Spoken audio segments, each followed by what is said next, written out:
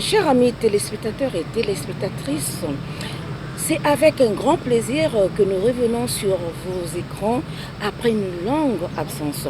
Nous sommes ravis de retrouver nos téléspectateurs fidèles et de partager avec vous de nouvelles aventures, de nouvelles histoires et de nouvelles découvertes telles que à vous de vous présenter. Bonjour, merci de me recevoir. Je suis mademoiselle Massamba Cornelia, présidente du réseau des femmes de la diaspora congolaise. Et c'est pour moi un honneur aujourd'hui que d'être sur ce plateau, Question de femmes, avec vous, Madame Kaba.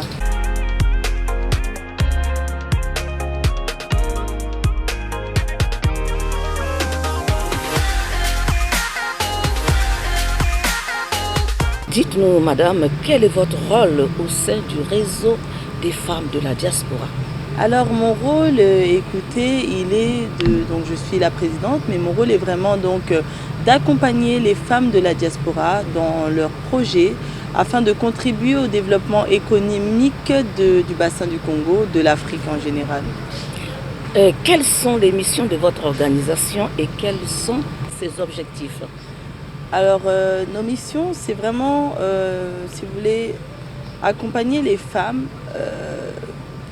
dans leurs projets donc professionnels, sectionner, c'est-à-dire nous prenons les femmes par profession, par projet et nous les rassemblons. Donc nous les rassemblons pour pouvoir ensemble aller démarcher donc, et sensibiliser qui de droit.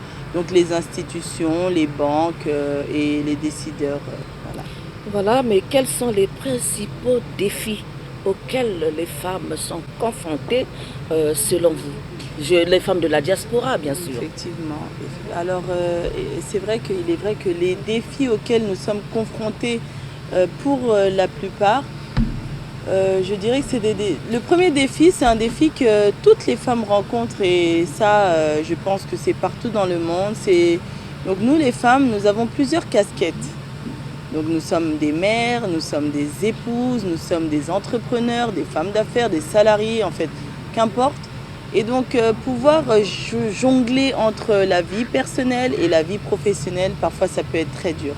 Il est vrai que généralement, c'est la femme qui se sacrifie le plus dans un foyer. De toute façon, dans un foyer ou dans un couple, il faut toujours qu'il y en ait un qui fasse des concessions face à l'autre. Et il est vrai que la plupart du temps, c'est la femme. La femme fait des concessions pour son foyer, la femme fait des concessions pour ses enfants. Et donc, je dirais que voilà les difficultés qui sont rencontrées en priorité. Ensuite, le deuxième point, je dirais, les institutions, les banques, les décideurs. Il est vrai que souvent, quand les femmes ont besoin d'accompagnement financier, parfois les projets ne répondent pas ou alors peut-être le dossier ne répond pas à toutes les cases ou alors à tout ce qui est demandé pour avoir accès à des financements ou des prêts. Donc c'est généralement ça les difficultés que nous rencontrons au quotidien. Puisque vous parlez des difficultés, Oui. et comment le réseau des femmes de la diaspora peut-il aider à surmonter ces défis? C'est très intéressant. Alors, nous les femmes, généralement, on fonctionne un peu, donc c'est quelque chose, c'est un système qu'on voit, on voit les tontines, donc toutes ces choses-là avec quoi on a grandi et qui marchent aussi très bien et qui est aussi très intéressant. Nous, ce qu'on fait, on essaye vraiment d'être un facilitateur, si je puis dire, pour les femmes. Parce qu'on a des femmes, par exemple, qui sont au niveau de la diaspora et qui souhaitent venir s'installer au Congo, en République du Congo ou voilà, en République démocratique du Congo. Alors finalement, nous, on essaye de les faciliter et de les accompagner parce qu'il y a un point qui est non négligeable, c'est le réseau. Et il est vrai que dans le monde entier, dans le monde actuel dans lequel nous vivons, il faut avoir un certain réseau. Donc nous faisons cette démarche d'aller taper aux portes pour acquis de droit, pour essayer de sensibiliser et de trouver des personnes susceptibles de nous accompagner dans notre projet.